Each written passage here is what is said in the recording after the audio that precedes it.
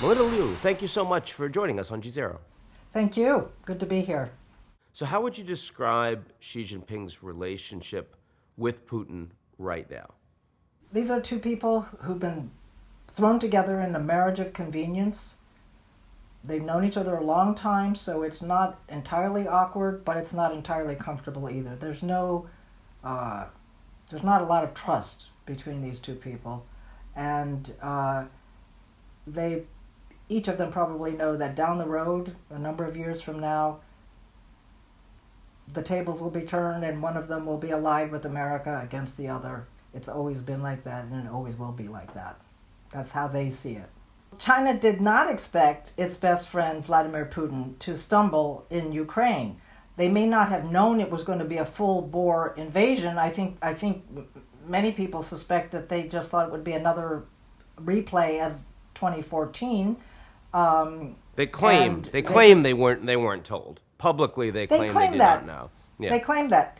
I think the way we have to look at this is that, this whole the dynamic, it's the Romance of the Three Kingdoms, which is an ancient Chinese historical novel about three kingdoms that are constantly circling each other, vying with each other, allying, and then falling out, and allying with the other. It's a love triangle in geopolitics. So it's the Romance of the Three Kingdoms meets The Godfather. So the analogy that of Putin and Xi Jinping was that it's like two mafia dons. They meet and they're on good terms because their clans are on good terms, and one of them says, so-and-so is a problem there in Europe, and we're going to take care of it. It's not like he says, I'm going to assassinate the guy. He just says, we're going to take care of it. And then Xi Jinping says, well, don't do it during the Olympics, because, of course, that happened once. The Russian attack on Georgia happened right at the beginning of the 2008 Summer Olympics. And, probably that was Xi Jinping's biggest concern. Like, oh, my God, you can't ruin my Olympics. And probably Putin reassured him somehow that was not going to happen. I do want to ask, I have to say I've been annoyed by just how many questions I get about the likelihood that now China's going to go into Taiwan guns blazing. That's clearly not the case. What lessons do you actually see the Chinese government having taken away from Ukraine in terms of how they think about Taiwan going forward? I think it's been a sobering experience for Beijing. You've got to understand that this is a leadership where, obviously their rhetoric can be kind of belligerent, and they play a lot of games in the South China Sea and in the air above China's islands and things like that. But this is a country that hasn't had a real war, since the 70s. Literally since a border incursion with Vietnam, where you had like runners bringing orders to tank commanders because they didn't have modern communications. And I think what really made them kind of pull up would have been the incredible bravery of the Ukrainian people, the willing to do whatever they could, make a Molotov cocktail, train with a rifle cut out of a piece of cardboard or something. That's something that they would not have expected. And then, most importantly, the way that the Allies were rallied. Rallied, yeah. NATO has not been so energized in a long, long time. And I think everyone was surprised, but I think China especially would look at that and see it mirrored in their their nearer environment in the Pacific, and say, whoa, if you translate that, if you take that and place it against the template of Asia, we could have a problem. And so I think this has all had a very sobering effect. They were in no rush to invade Taiwan anytime soon anyway, and I think if anything, it's put that timetable back a little bit. So when the Russian foreign minister went to China, the Chinese foreign minister Wang Yi praised him for Russia helping to avert a humanitarian disaster on the ground in Ukraine. Again, the Chinese know how that's going to read in the West, not just in the US, but in Europe. What are they thinking when they make a statement like that well over a month into this devastating war? They have an astounding capability to maintain a state of denial, to say things that are clearly not true. Their propaganda needs sometimes kind of spin out of control, and they don't know exactly how to play it. Like, for example, the Chinese state-run broadcaster CGTN, which is English language, they broadcast overseas as well as within China.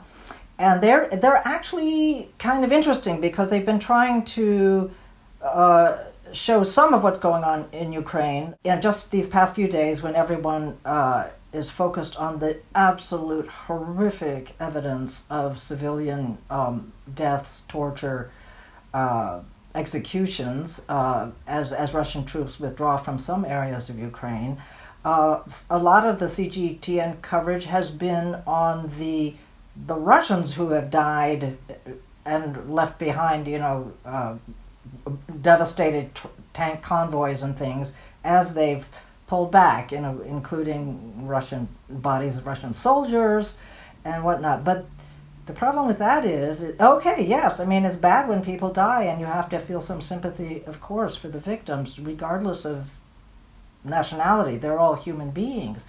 But then, if you focus too much on the losses of the Russians, then what happens when you have to turn around and say, "Oh, Russia has achieved its goals"? If Moscow wants to say, "Okay, we're declaring victory and we're going home now," China will say that too, without a blink, without any sign that they're just contradicting themselves. You've been focusing on the English language, which again, I mean, I've watched in the U.S. CGTN as well. Yep. But of course, that's not remotely as popular as Chinese language media. And I'm wondering what the Chinese language media coverage has looked like, again, all the way through this war. China's national broadcaster, CCTV, looking increasingly like Russian state television these days. Its anchors parroting the Kremlin, calling the invasion of Ukraine a special military operation. Is it changing? Is it starting to reflect more reality on the ground, or not at all? I think it has changed a bit, but even early on in the conflict, there was a very strange thing. People may not know it, but actually the Chinese relationship with Ukraine was pretty close before Russia invaded, and so there was almost like two channels of communication. The Chinese ambassador to Ukraine was very friendly to Ukraine. There are some social media posts of people who are pro-Ukraine, or at least showing some sympathy for Ukraine. The range of Chinese language media tonalities on this whole conflict is quite wide. I mean, of course, you do have the out there sort of full wolf warrior mode of media, but you also have some, more thoughtful, I would say, tonalities, even though the general message is still very pro-Russian. What we have to understand is China's focus right now in media, as well as in the halls of power, is not necessarily 100% focused on Ukraine. They've got a big problem with COVID still now. Yes, they do indeed. They've got the worst numbers of COVID infections, including asymptomatic infections, since February 2020. And that is actually a bigger nightmare for Xi Jinping than what's going on in Ukraine, because he has tied his legacy and his reputation on a zero COVID strategy, and it stamped COVID out, except it didn't stamp COVID out. And now we've got a really serious uptick in cases, and something's got to give. Either they've got to revisit this so-called zero COVID strategy, or they're gonna have to get used to a lot more casualties. Now, the numbers, I mean, of course, from an American perspective, are still tiny. I mean, the fact is that 1 million Americans have died of COVID in the last 2 years, which is a staggering figure if you think about it. China has, for the last 2 years, trumpeted just how successful they have been compared to the US, compared to Europe, compared to just about every major Western economy out there. But now, as you say, that success coupled with no flexibility in the system has led to the largest city in China being completely locked down. I mean, no one on the streets, no one leaving their apartments for a week and counting. How is that likely to play out? Are we starting to see any level at all of social dissent as a consequence of that? Are we starting to see any political figures saying maybe we should reconsider that? Or is that way too far beyond the pale for a country with as much centralized control as China? Well, first of all, there's not really much social dissent and people taking to the streets because there's actually nobody in the streets. I mean, the streets are actually physically empty of people. Oh, I know that. Right now Yeah. in Shanghai. Yeah. You can have social dissent when you are locked into your apartments, right? And so I'm just saying, is there any of that going on in China right now? Yeah. On social media, for example, one of the trending hashtags was "It's difficult to buy groceries in Shanghai," and it had 40 million posts on Weibo, a social media platform. Okay, it's hardly an incendiary thing, but I mean, for China's premier city, its most cosmopolitan city, to have people complaining that it's hard to buy food in Shanghai, it's because they're locked down, and the people who normally deliver food are also locked down. And people are just not ready for this sort of a challenge. And, and people have had 2 years of it. So that means that it's been 2 years of a pretty bad economy for a lot of people. Certainly the gig economy and a lot of, sort of retail restaurants and things have been hurting. So I think there is definitely a level of discontent or a vocalization of discontent that we would not be hearing if we didn't have a serious lockdown in Shanghai. It's quite symbolic that it's Shanghai because Shanghai was always thought to be the best managed, the most advanced, the most sophisticated. We'll put it this way: the people of Shanghai always thought that they were those things, and so when they see themselves challenged, facing a challenge, and scrambling in a way that they never thought they would have to, that hits right to the soul. 2 years ago, everyone was talking about something called common prosperity. Common prosperity. It was, yep. Exactly. Yep, It was something that Xi Jinping coined, and it was supposed to explain, a new economic approach. It was supposed to address the very disturbing rich-poor gap in China, and it was supposed to sort of cut the tycoons and the billionaires down to size, and for a number of months, make China great again. I mean, it was his quite, buzz phrase running. Absolutely. Right. Well, there's not a lot of it being talked about now, and then you got to ask why. Yeah. I think this is a year of unpredictability for China. It already has started that way, but even before the invasion of Ukraine, we kind of knew it was going to be a tricky year because in the fall there's going to be a very important party congress, and Xi Jinping is widely expected still to push through a highly unusual third term for himself, Sure. which basically opens the door for him to be leader for life if he wants to be, sort of like Mao Zedong was.